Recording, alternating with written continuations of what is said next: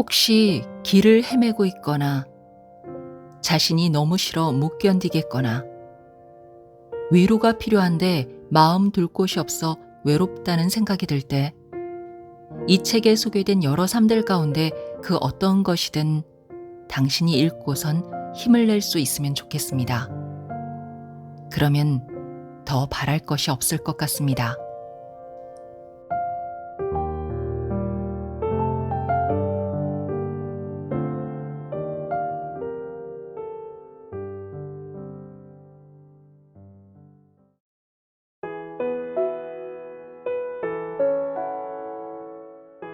안녕하세요. 힐링필드입니다.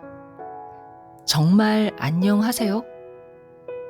그럼 오늘도 알람 소리에 후다닥 몸을 일으켜 출근 준비를 하셨나요? 아니면 느긋하게 커피 한 잔을 마시며 하루를 시작하시나요? 고된 하루를 마치고 오늘 하루도 참 정신없이 지나갔네 하면서 침대 위에 누워 계시나요? 아무튼 그렇게 늘 있던 일상대로 하던 대로 지내신다면 그건 감사하게도 매우 안녕하신 겁니다. 참 뜬금없지만 왠지 오늘은 안부가 궁금했습니다. 네, 오늘 가져온 책은요. 참 괜찮은 태도라는 책입니다. 저자가 박지연인데요. 다큐멘터리 디렉터입니다. 혹시 그 KBS 다큐멘터리 3일이라는 프로를 아시나요? 특정한 공간에서 3일 동안, 정확히는 72시간 동안 벌어지는 상황과 사람들의 일상을 세밀하게 관찰하고 기록해서 보여주는 프로그램이었는데요. 박지연 작가는 그곳에서 비디오 저널리스트로 활동하다가 지금은 TVN 유퀴즈 온 더 블럭의 다큐멘터리 디렉터로 일하고 있죠. 다큐멘터리 3일과 유퀴즈 온 더 블럭 둘 다 우리 일상의 다양한 사람들을 만나고 그 안에서 그들의 이야기를 듣는다는 공통점이 있는데요. 저자는 그들의 진솔한 이야기를 들으며 삶의 해답을 찾을 수 있었고 또 때로는 그들에게서 따뜻한 위로와 삶의 지혜를 얻었다고 합니다. 어떤 상황에서도 사람을 귀히 여기고 소중히 여기는 사람들, 아무리 힘들어도 포기하지 않고 생의 의지를 다지는 사람들, 얼마나 큰 성취를 이뤘든 그와 상관없이 타인을 배려하고 자신의 하루를 돌아보며 반성할 줄 아는 사람들. 저자는 그들을 길 위의 철학자들이라고 했습니다. 그리고 후회 없는 인생을 살고 싶어하는 이들과 그 이야기를 나누고 싶어 이 글을 썼다고 했습니다. 15년간 그녀가 만난 철학자들의 인생 이야기가 담긴 책 참 괜찮은 태도. 살짝 들여다보겠습니다.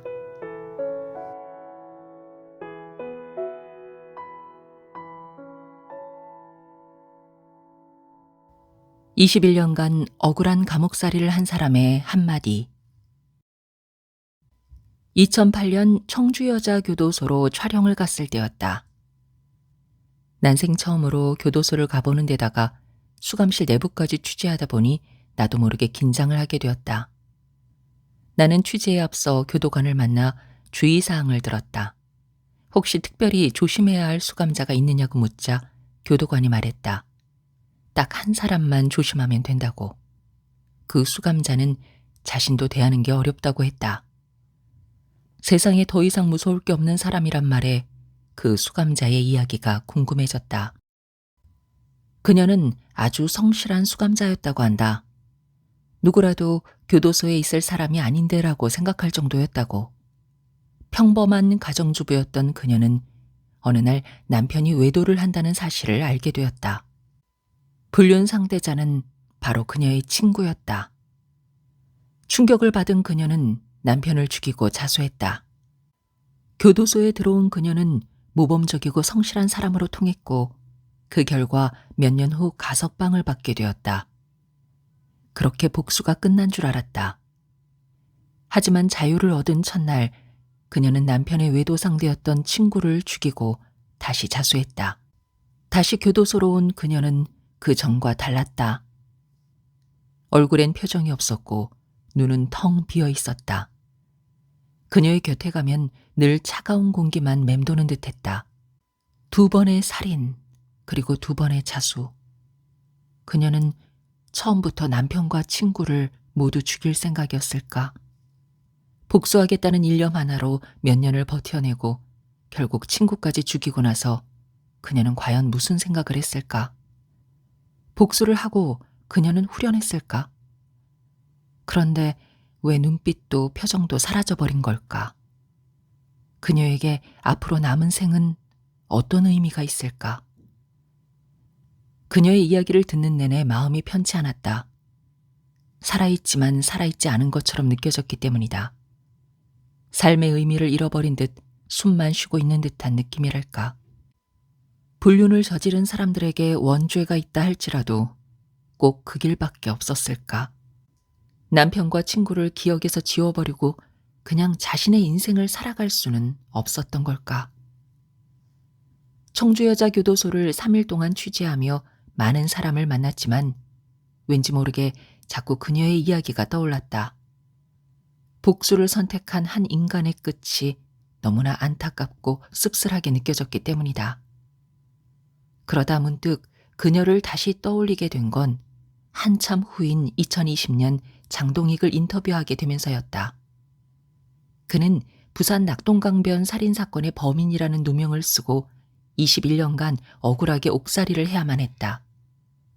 사건은 1990년 1월 부산 낙동강 근처에서 한 여성의 시신이 발견되면서 시작되었다.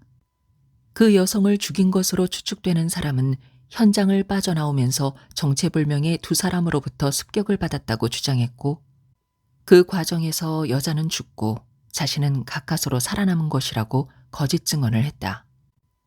그 바람에 살인사건은 1년 넘게 미제 사건으로 남게 되었다. 당시만 해도 미제 사건 범인을 검거한 경찰에게는 특진을 시켜주는 제도가 있었다. 특진의 눈이 먼 경찰은 무고한 시민 2명을 용의자로 특정해 무자비한 고문 끝에 허위 자백을 받아낸다. 그 2명은 사건 당일 현장에 없었지만 계속되는 고문과 폭행을 견디다 못해 허위 자백을 했고 그 결과 무기징역을 선고받았다. 그들은 복역하던 중에 모범수로 감형이 돼 21년 5개월을 살고 출소를 하게 되었다. 그러다 2019년 뒤늦게 사건이 주목받으며 검찰 과거사위원회는 고문으로 범인이 조작되었다고 인정했고 부산고등법원에서 재심이 열렸다.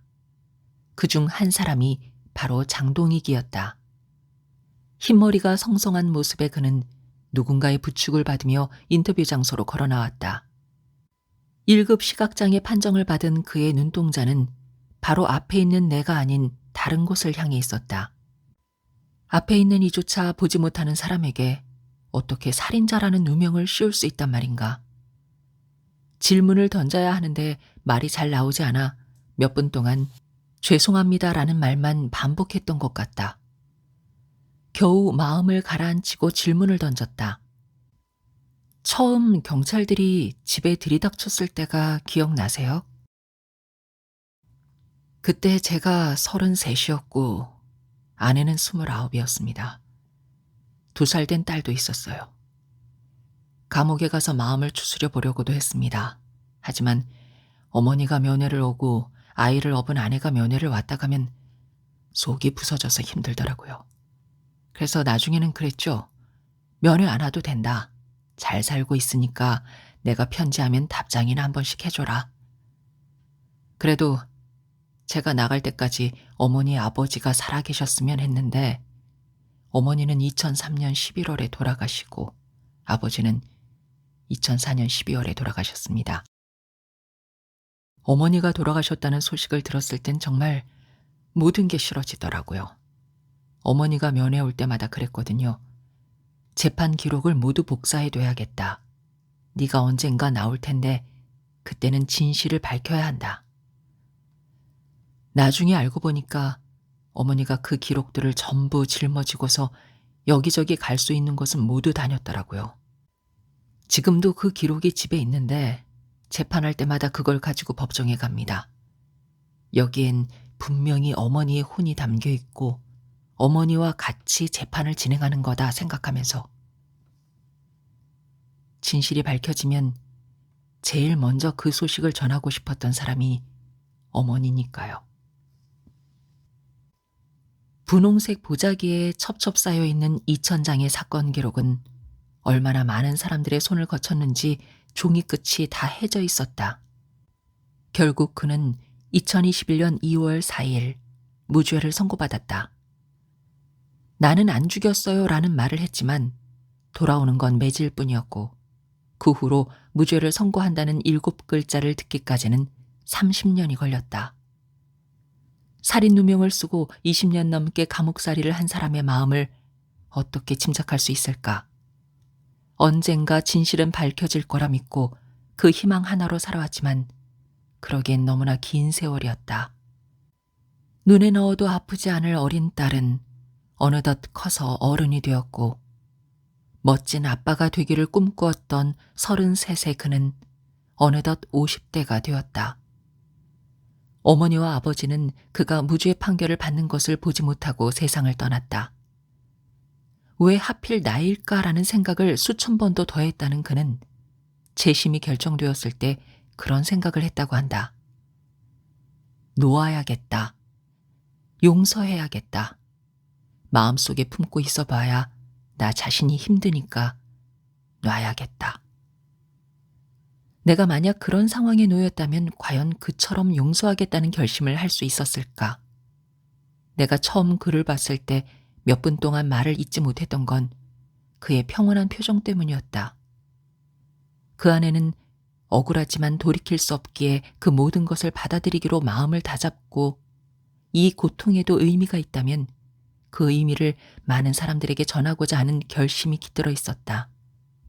그래서인지 나는 감히 범접할 수 없는 숭고한 결정을 내린 사람을 마주한 기분이 들었다.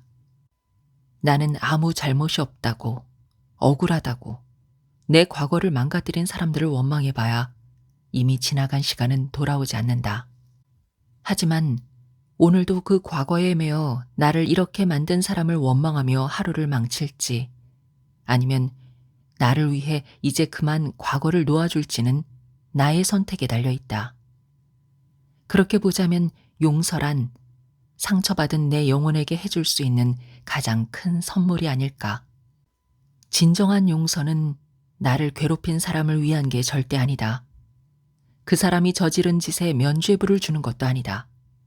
그저 장동익의 말처럼 마음속에 품고 있어 봐야 나 자신이 힘드니까. 나를 위해 용서를 선택하는 것이다. 그래서 현명한 사람은 용서를 하되 잊지 않는다고 했다. 그럼에도 도저히 용서할 수 없을 것 같은 일을 겪는다면 나는 과연 그처럼 용서를 택할 수 있을까? 자신이 없다. 제발 그런 일이 나에게 벌어지지 않았으면 좋겠다는 생각을 먼저 하게 된다. 하지만 청주여자교도소의 그녀처럼 복수로 모든 것을 태워버리고 나를 파괴하고 싶지는 않다. 그렇게 텅 비어있는 얼굴로 내 생을 마무리하기를 원하지 않는다.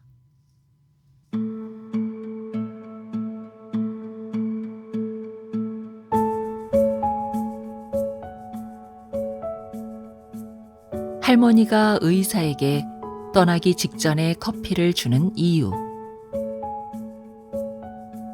부산 충무동 새벽시장을 취재할 때 있었던 일이다. 만조가 돼 몇 개월간 바다에 머물던 배들이 한꺼번에 항으로 들어오는 날이었다. 그때 한 선원을 따라 그가 머무는 여인숙에 가본 적이 있다.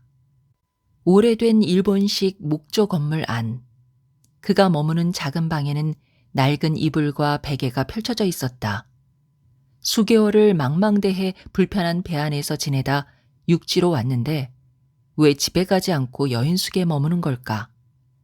내 얼굴에서 의아한 기색을 읽었는지 그가 말했다. 바다 생활이 길어지다 보면 제일 먼저 틀어지는 게 가족 사이라고. 집에 가도 반겨주는 사람이 없어 육지로 나오면 그냥 여인숙에 머물게 된다고 했다. 알고 보니 그 여인숙에는 같은 이유로 머물고 있는 뱃사람들이 더 있었다. 그들은 여인숙에서 쉬다가 근처 시장으로 발걸음을 옮겼다. 배들이 들어오는 날에는 시장이 뱃사람들로 북적인다고 한다. 그중 한 사람에게 왜 시장을 찾았느냐고 물었다. 그러자 그는 바다에 오래 있으면 그렇게 사람 소리가 그립다고 했다. 그런데 시장에 오면 사람들이 여기저기서 떠드는 소리를 들을 수 있고 그러면 외로움이 조금은 채워진단다. 어쩌면 집에 들어가면 텔레비전부터 켜는 사람과 비슷한 마음이 아닐까. 사람이 그립고 사람 목소리가 그리운 마음. 시인 정호승은 외로우니까 사람이다. 살아간다는 것은 외로움을 견디는 일이라고 했다. 그러니 공연이 오지 않는 전화를 기다리지 말라고 했다. 하지만 그게 참 쉽지 않다. 그래서 바쁘게 살다가도 어느 순간 외롭다라는 생각이 들면 오지 않는 전화를 기다리게 되고 누군가가 나를 찾기를 기다리게 된다. 강원도에 3명밖에 없다는 왕진 의사 중 한 명인 양창모 원장. 그는 춘천 소양강댐으로 인해 수몰 지역이 되어버린 곳에 살고 있는 어르신들을 직접 찾아가 방문 진료를 한다. 걸어서 시내에 갔다 올 수 있었던 곳인데 이제 물에 잠겨버리니까 이동이 힘들어진 거죠. 현재는 춘천 시내로 가기 위해 산을 넘어야 하는 상황이 되었어요. 날씨가 안 좋은 날에는 옷을 한 벌 더 가지고 가신대요. 입고 나간 옷이 흙탕물로 범벅이 되어버리니까 중간에 옷을 갈아입고 시내로 들어가시는 거예요. 거동도 불편한 어르신들이요. 그는 안타깝다는 듯 말을 이었다. 한 할머니 댁에선 정류장이 보여요. 집에서 정류장까지 약 1.2km. 건강한 성인이라면 15분 정도 걸리는 거리인데 거동이 불편하니까 할머니는 첫 차인 9시 30분 버스를 타려면 7시에 나가셔야 해요. 근데 그 버스도 병원까지 바로 가는 게 아니다 보니 시내로 들어가서 또 버스를 갈아타야 하죠. 병원까지 가는데 반나절은 걸린다고 봐야 할 것 같아요. 그래서 그가 거동이 불편한 어르신들을 위해 방문 진료를 나가는데 이동 시간이 길어서 하루 종일 부지런히 움직여도 기껏해야 내 집 밖에 가지 못했다. 그런데 왕진을 다니다 보니 예전에는 보이지 않던 게 보이기 시작했다. 어떤 할아버지가 본인 집 화장실에서 넘어져 골절이 되셨는데 제가 그 소식을 듣고 가서 화장실을 봤더니 정말 바닥이 미끌미끌한 거예요. 근데 그 화장실이 너무 낯이 익더라고요. 곰곰이 생각해보니 예전에 제가 왕진 갔을 때 그 화장실을 썼던 기억이 났죠. 그런데 그때는 어르신이 넘어질 수 있겠다라는 생각을 못했어요. 그래서 그 다음부터는 왕진 가방에 미끄럼 방지 패드를 꼭 챙기고 다녀요.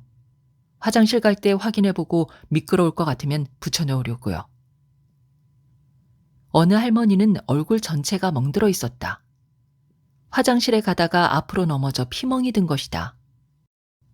그런데 아들에게 안부를 묻는 전화가 걸려오자 할머니는 아무 일 없다고 잘 지낸다고 하고는 전화를 끊었다. 아들이 괜히 걱정할까봐 그러는 건 알겠는데 우리 부모님도 저럴까 싶은 마음이 들자 속상했다는 그는 애써 모른 척하며 말없이 치료해줬다. 가뜩이나 사람 없는 마을. 할머니는 매일 오후 2시면 거동이 불편한데도 방을 나섰다.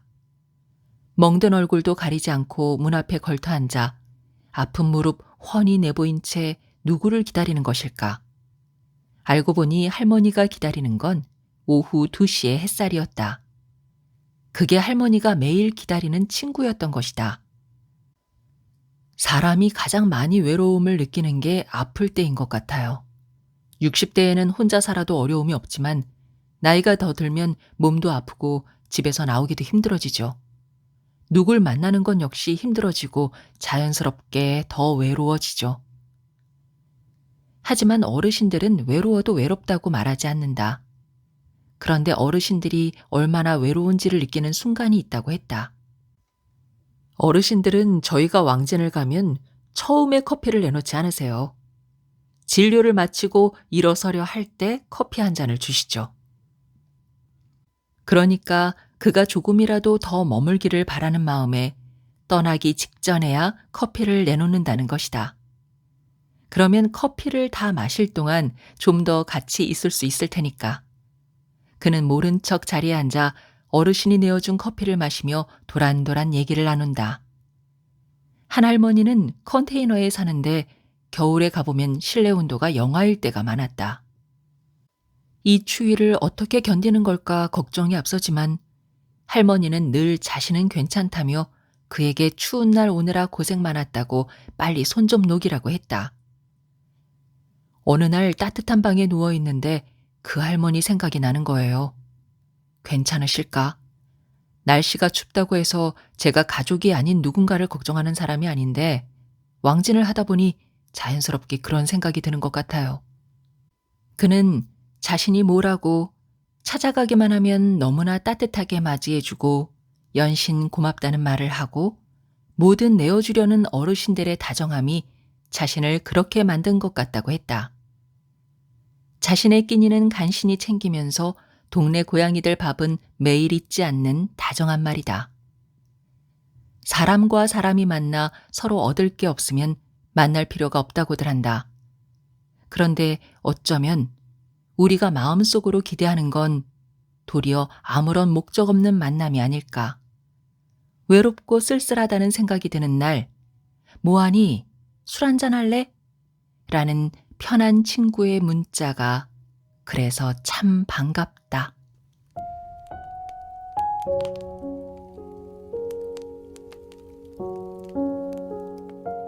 법정 스님의 마지막 순간을 지켜보며 깨달은 것들. 이 몸뚱어리 하나를 처리하기 위해 소중한 나무들을 베지 말라. 내가 죽으면 강원도 오두막 앞에 내가 늘 좌선하던 커다란 넓적바위가 있으니 남아있는 땔감 가져다가 그 위에 얹어놓고 화장해달라. 수의는 절대 만들지 말고 내가 입던 옷을 입혀서 태워달라. 그리고 타고 남은 재는 봄마다 나에게 아름다운 꽃궁양을 바치던 오두막들의 철쭉나무 아래 뿌려달라. 그것이 내가 꽃에게 보답하는 길이다. 어떤 거창한 의식도 하지 말고 세상에 떠들썩하게 알리지 말라. 류시와 시인이 홈페이지를 통해 전한 법정 스님의 유언이다. 그에 따르면 법정 스님은 절대로 다비식도 하지 말라고 했단다. 다비식이란 죽은 이의 시신을 불에 태워 그 유골을 거두는 불교의 장례의식이다. 하지만 스님이 병석에 누워있을 때 많은 사람들이 스님을 설득했고, 그래서 스님이 출가한 전남 순천의 송광사에서 불교 예법에 따라 다비식을 치르기로 했다. 그리고 그로부터 8년 뒤 공개된 바에 따르면 스님은 임종계를 남겨달라는 제자의 말에 이렇게 답했다고 한다. 분별하지 말라. 내가 살아온 것이 그것이니라. 간다. 봐라. 2010년 3월 13일 오전 송광사에서는 스님의 말처럼 마지막 모습을 지켜보려는 수많은 사람들이 모인 가운데 소박하고 조촐한 다비식이 거행되었다.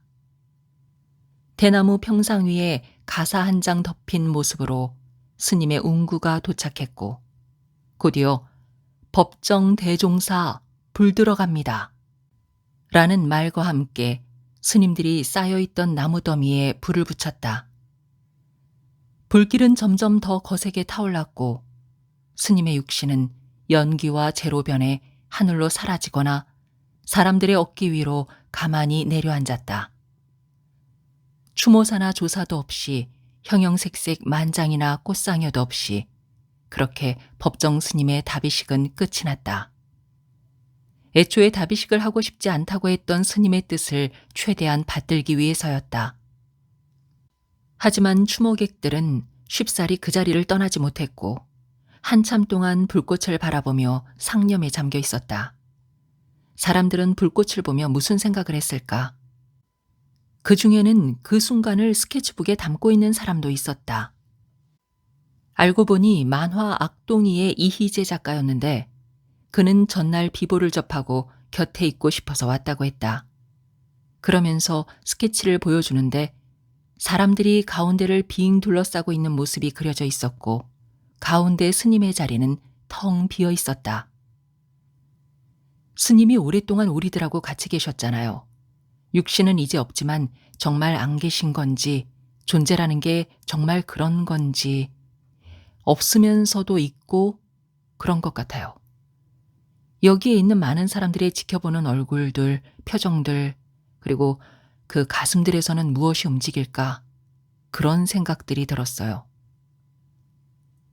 법정 스님은 마지막 가는 길까지 자신의 몸을 태워가며 육신이 한 줌의 재로 사라지는 게 인생이라고, 결국 빈손으로 왔다가 빈손으로 떠나는 게 인생이니 지금 이 순간을 살아가면 그뿐이라고 알려주었다. 자신을 태운 불꽃으로 텅 빈 공간을 만들고 그 불꽃 속에서 사람들이 자신을 깊이 바라보며 사유할 수 있게 만들어준 것이다. 법정 스님은 살아생전 최인호 작가와의 대담에서도 늙음이나 죽음은 결코 두려워할 게 아니라며 이렇게 말했다. 사람도 살 만큼 살았으면 그만 물러나야지요. 죽음은 나무가 자라는 것처럼 자연스러운 일이거늘 육신을 자신의 소유물로 여겨 소유물이 소멸된다는 생각 때문에 편안히 눈을 못 감는 것이지요. 죽음을 삶의 끝으로 생각하면 안 됩니다.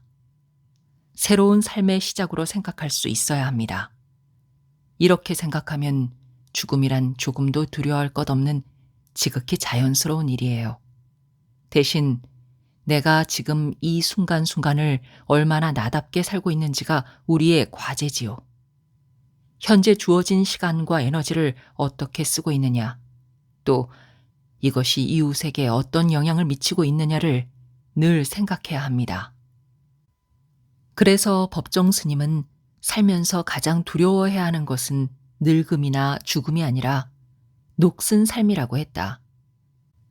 항상 녹슬지 않도록 내 삶을 돌봐야 한다는 뜻이다. 다음은 법정 스님의 에세이 아름다운 마무리에서 내가 좋아하는 구절이다. 나이가 어리거나 많거나 간에 항상 배우고 익히면서 탐구하는 노력을 기울이지 않으면 누구나 삶에 녹이 쓴다. 깨어있고자 하는 사람은 삶의 종착점에 이를 때까지 자신을 묵혀두지 않고 거듭거듭 새롭게 일깨워야 한다. 이런 사람은 이 다음 생의 문전에 섰을 때도 당당할 것이다. 불교 신자는 아니지만 나는 가끔씩 삶과 죽음에 대해 생각할 때면 한치의 미련도 없이 살 때는 삶에 철저했고 죽을 때는 죽음에 철저했던 법정 스님이 떠오른다. 어쩌면 다비식을 지켜보며 육신이 한 줌의 재가 되어버리는 순간을 목도하는 강렬한 체험을 한 것이 그때가 처음이자 마지막이었기 때문일지도 모른다. 불꽃을 보며 했던 생각들을 잊지 않겠다고 다짐했지만 지금 이 순간을 나답게 잘 살아내고 있는지, 내 삶에 녹이 쓴 부분은 없는지 돌아보면 부끄럽기 그지없다.